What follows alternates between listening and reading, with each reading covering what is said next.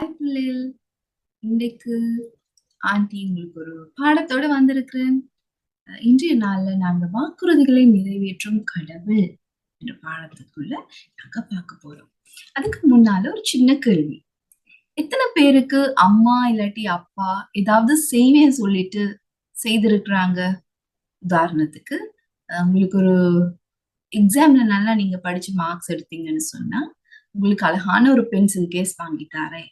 இல்லாட்டி நீங்க எக்ஸாம்ல நல்லா மார்க்ஸ் எடுத்தீங்கன்னு சொன்னா உங்களுக்கு அழகான கலர் பென்சில்ஸ் இல்லாட்டி கலர் சாக் வாங்கி தரேன் அப்படின்னு சொல்லியிருக்கிறாங்க. உங்களுக்கு ஞாபகம் வருதா? இவ்வளவு சந்தோஷமா இருக்குமேனு உங்களோட பேரண்ட்ஸ் அதை நிறைவேற்ற நேரத்துல. சரி, அது மாதிரிதான் இன்றைக்கும் ஒரு கதை உண்டு ஆண்டி சொல்ல போறேன். பாலுன்னு ஒரு சின்ன பாய் ஒருத்தர் இருந்தாராம். 6 வயது. அவருக்கு ஒரு நாள் அவர் ரோட்ல போற நேரங்கள்ல இந்த சைக்கிள் பார்த்திருக்கிறீங்களா? இந்த சைக்கிள் ஓட்டி கொண்டு போற ஆட்கள் எல்லாம் பார்க்குற நேரம் அவருக்கு ஒரு சைக்கிள் வேணும்னு ஆசைப்பட்டு அப்பாட்ட கேட்டாராம். அப்பா சொன்னாராம், நீங்க இன்னும் சின்ன ஆளா இருக்கிறீங்க. ஆனா உங்களுக்கு 12 வயசு வந்தோடனே நான் இந்த சைக்கிளை வாங்கி தரேன் அப்படின்னு. ஆனா அவர் 6 வயசுல சரியான துக்கப்பட்டாராம். ஐயோ எனக்கு கிடைக்கலையே அப்படின்னு. ஆனாலும் அப்பா சொன்னதை போலவே அவர் 12வது வயதுல என்ன செய்தாராம், இந்த சைக்கிளை வாங்கி கொடுத்தாராம். பெரிய சந்தோஷமா இருந்துச்சா இந்த பாலுக்கு. சரியா? இந்த கதைய பாத்தீங்களா? இத போலவே சில நேரம் எங்களுக்கு செய்வேன்னு சொல்லி காரியங்களை நிறைவேற்ற நேரத்துல சரியான சந்தோஷமா இருக்கும். அப்படித்தானே? சரி.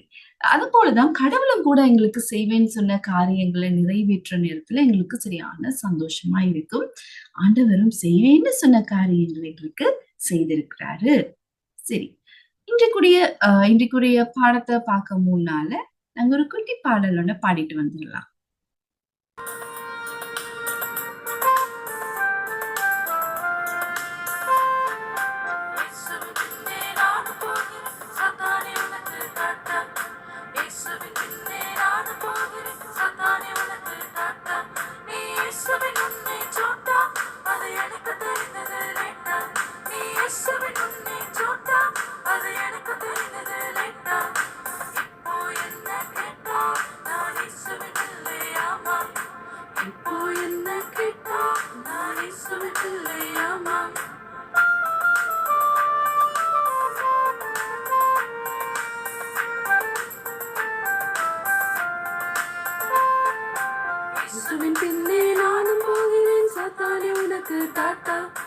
இயேசுவின் பின்னே நானும் போகிறேன் சாத்தானே உனக்கு டாட்டா.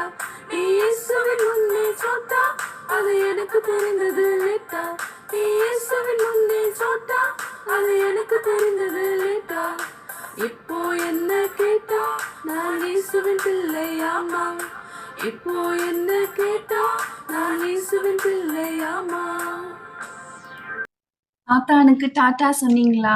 ஆமாம், இயேசுக்கு பின்னால நாங்க போவோம்னு சொல்லி பாட்டு பாடினோம் தானே. சரி வாங்க.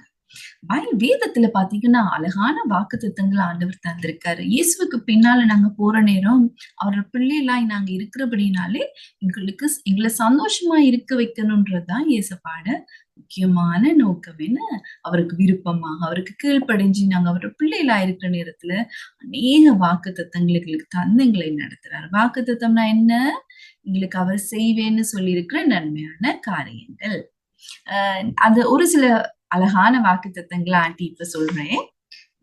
நாங்க திருப்பாடல்கள் 50ஆம் அதிகாரம் 15ஆம் வசனத்தை நீங்க பாத்தீங்கன்னு சொன்னா, துன்ப வேளையில் என்னை கூப்பிடுங்கள், துன்ப வேளையில் என்னை கூப்பிடுங்கள், உங்களை காத்திடுவேன், அப்பொழுது நீங்கள் என்னை மேன்மைப்படுத்துவீர்கள். நாங்க துன்பத்துல இருக்கிற நேரம் யாரை நோக்கி பார்க்கணும்?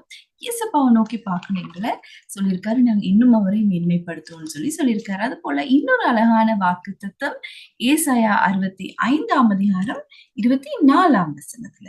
24ஆம் வசனத்துல என்ன வாக்குத்தத்தம் ஆண்டவர் தந்திருக்காரு நீங்க பாத்தீங்கன்னா, அவர்கள் வேண்டுவதற்கு முன்னே நான் மறுமொழி தருவேன். அவர்கள் வேண்டுவதற்கு முன்னே நான் மறுமொழி தருவேன். அவர்கள் பேசி முடிப்பதற்கு முன்பே பதிலளிப்பேன். எங்களுக்கு எவ்வளவு சந்தோஷம்னா, இயேசுப்பா பதில் அளிக்கிற நேரத்துல சரியான சந்தோஷமா இருக்கும். இது போலவே தான் நாங்க பாக்குறோம் ஆபிரகாம்ட வாழ்க்கையில. நாங்க ஆபிரகாம்ட கதையை குறித்து நாங்க பார்த்தோம் தானே முதல்ல எல்லாம் படிக்கிற நேரத்துல. ஆபிரகாம்ட வாழ்க்கையிலையும் அவரோட 99வது வயதுல ஆண்டவர் ஒரு வாக்கு கொடுக்கறத நாங்க பார்க்கலாம். என்ன வாக்கு கொடுக்கிறாரு? உன்னை பெரிய ஜாதியாக்குவேன்னு சொல்லி வாக்கு கொடுக்கிறாரு. கொடுத்தது போலவே என்ன செய்தாரு? அதை நிறைவேற்றினாரு. ஈசாக்க கொடுத்து நிறைவேற்றினாரு. ஈசாக்கின் மூலமா ராஜாக்கள் வருவாங்கன்னு சொன்னாங்க. அது போலவே யாக்கோபின் மூலமா தானே அது 12 பேர் வந்து வம்சம் வந்தது. அது போலவே வந்ததை நாங்க இங்க பார்க்கலாம். தாவீதும் ராஜா உருவாகினார் யார் வம்சத்துல? ஆபிரகாமின் வம்சத்துல. இயேசு பிறந்ததும் ஆபிரகாமின் வம்சத்துல. அப்ப இப்படியான வாக்கு தத்துவங்களை கொடுத்து அதை நிறைவேற்ற நல்ல கடவுள் எங்களோட இருக்காரு. அதனால நாங்க என்ன செய்யணும்? அந்த வாக்கு தத்தங்களை விசுவாசித்து நாங்க அந்த வாக்கு தத்தங்களுக்குரியவங்களாக நாங்க நடக்கிறோம். முக்கியமான காரியங்கள் இந்த பாடத்துல இருந்து நாங்க படிக்கலாம். முதலாவது என்னது? வாக்கு தத்தம் அளிக்கிற நல்ல கடவுள் நமக்கு இருக்கிறார். 2வது, அவர் நம்மை ஆசீர்வதிக்கிறார். நம் மூலமாக இந்த உலகத்தை என்ன செய்கிறார்? ஆசீர்வதிக்கிறார் என்ற காரியங்களை நாங்க பார்க்கிறோம். இன்று நாளைக்குரிய மனன வசனத்துக்கு செவிசாய்ப்பம்மா. இன்றைய நாளுக்கான மனன வசனம். நீர் பெரிதும் நம்பிக்கைக்குரியவர். நீர் பெரிதும் நம்பிக்கைக்குரியவர். புலம்பல் 3ஆம் அதிகாரம் 23ஆம் வசனம். நாங்கள் கண்களை மூடி ஜெபம் செய்வோம். ஆண்டவரே, நாங்களே இந்த உலகத்திற்கான உமது வாக்குறுதி என்பதற்காக உமக்கு நன்றி சொல்லுகின்றோம். உலகிற்கு ஆசீர்வாதமாய் வாழும்படி நம்மை ஆசீர்வதியும். இயேசுவின் நாமத்தினாலே ஆமென்.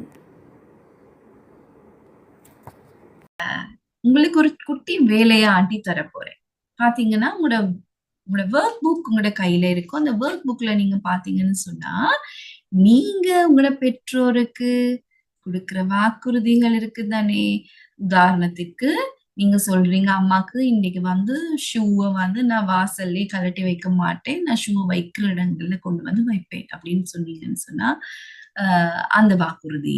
இல்லாட்டி நீங்க அம்மாக்கு ஏதாவது ஹெல்ப் பண்ணி தருவேன்னு சொல்லி நீங்க சொல்லியிருந்தீங்கன்னா அந்த வாக்குறுதி. உங்களோட வீட்டுல உள்ள பெரிய ஆட்களுக்கு நீங்க கொடுத்திருக்கிற வாக்குறுதி ஏதாவது இருந்துச்சுன்னு சொன்னா அந்த வாக்குறுதிய நீங்க அழகான ஒரு ஹார்ட் வடிவுல ஒரு பேப்பர் கலர் ஷீட் எடுத்து ஹார்ட் வடிவுல வரைஞ்சு அதை எழுதிட்டு நீங்க என்ன செய்ய போறீங்க? அந்த புத்தகத்துல ஒட்ட போறீங்க. ஒட்டுறது மாத்திரம் இல்ல, ஞாபகம் வச்சு நீங்க அதை செய்ய போறீங்க.